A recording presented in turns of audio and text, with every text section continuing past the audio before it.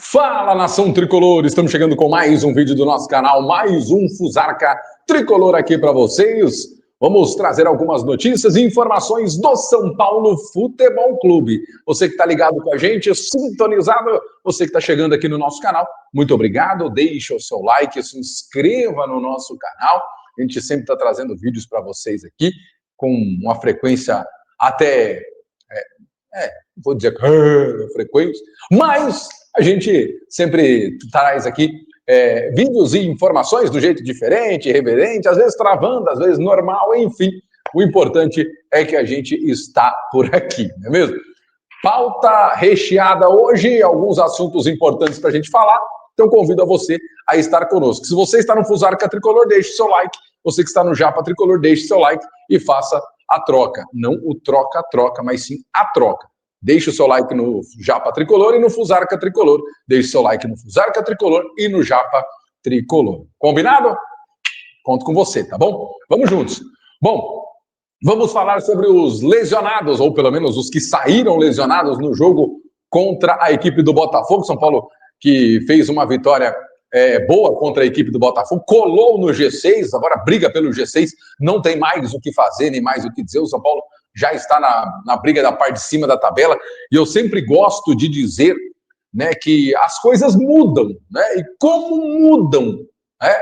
A gente lembra aquela música, né? Eu prefiro ser essa metamorfose ambulante do que ter aquela velha opinião formada sobre tudo.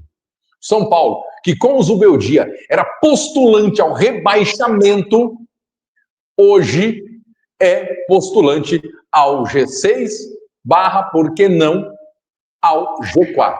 Como as coisas mudam, como as coisas ganham, como eu posso dizer, como as coisas acabam ganhando forma e ganham trajetórias diferentes quando você acaba fazendo as escolhas corretas.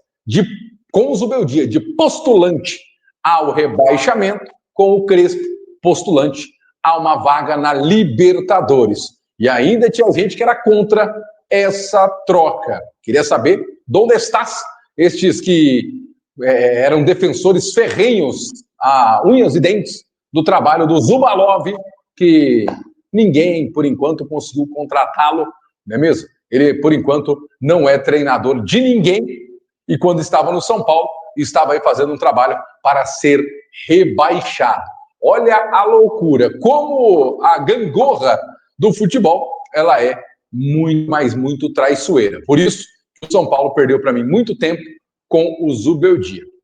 Enfim, ele já é página virada. Bom, os jogadores que acabaram saindo lesionados, o Enzo Dias e depois o Wendel, os dois laterais, e aí muita gente estava desesperado que o Patrick Lanza poderia ser a opção para o jogo contra a LDU. Patrick Lanza vai ficar tranquilo, sossegado, porque tanto o Wendel, que sentiu um desconforto, e o Enzo, que acabou tendo uma torção no tornozelo esquerdo, estão bem, tudo certo, vão estar à disposição de Hernan Crespo para o jogo contra a LDU. Graças a Deus, ô glória, não é mesmo?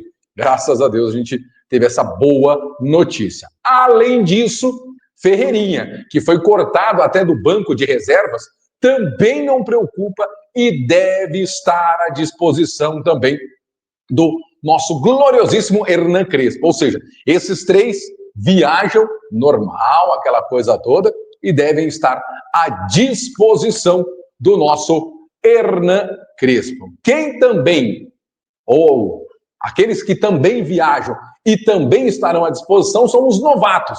O Rigoni, o Mailton e o Rafael Tolói. Os três, desses três, dois estrearam.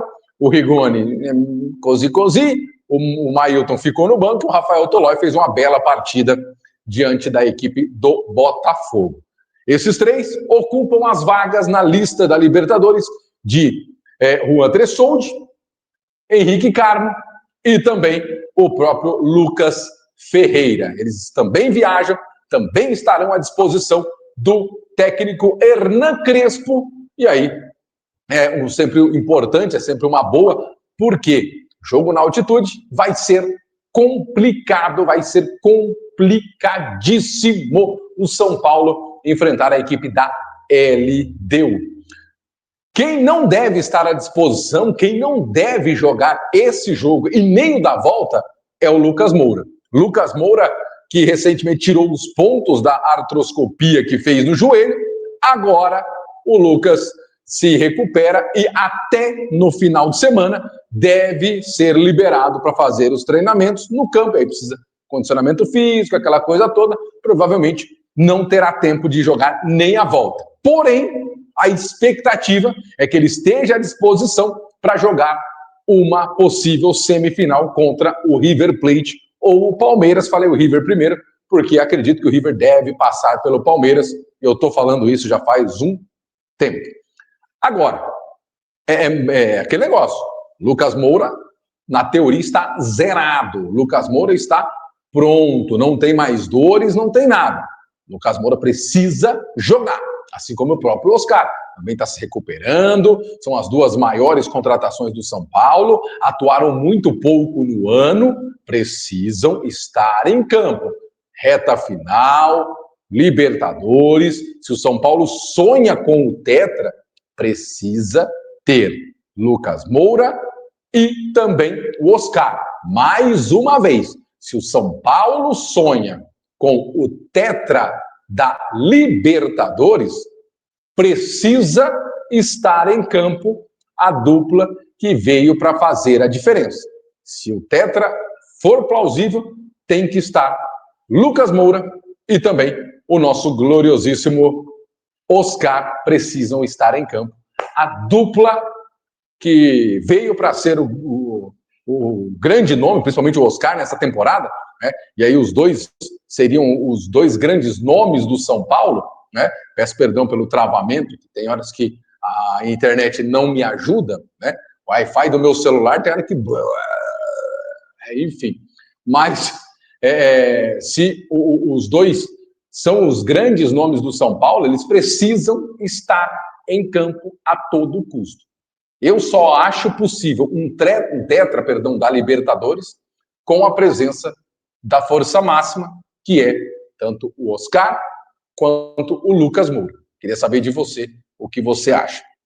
Bom, vamos falar sobre a estratégia que o São Paulo mudou aí na questão de ir até a cidade de Quito, no Equador. O São Paulo ia primeiro até Guayaquil e depois de Guayaquil, no dia do jogo, ia subir para Quito. Porém, entretanto, todavia, o aeroporto de Guayaquil vai estar passando por uma manutenção e vai deixar o aeroporto fechado na quarta e na quinta-feira, não sendo possível o São Paulo fazer essa estratégia. Lembrando que o São Paulo vai com a aeronave própria da Sideral, né? Aquela aeronave feita na parceria. Bom, e aí o São Paulo vai precisar ir, então, fazer o movimento de ir até a cidade de Quito de uma vez. O São Paulo, então, decidiu ir na véspera do jogo. O jogo é na quinta. Amanhã, o São Paulo deve viajar para a cidade de Quito. Tomara que seja uma boa estratégia, porque se não é El Alto, se não é La Paz, é uma situação onde ainda é muito ruim. E o São Paulo não tem tido bons resultados jogando na altitude. Já a LDU, dona da casa, dona do time da altitude, a LDU jogou contra o Libertad do Equador na última rodada, ganhou por 1-0. E nos últimos 5 jogos do campeonato equatoriano, essa foi a única vitória da LDU.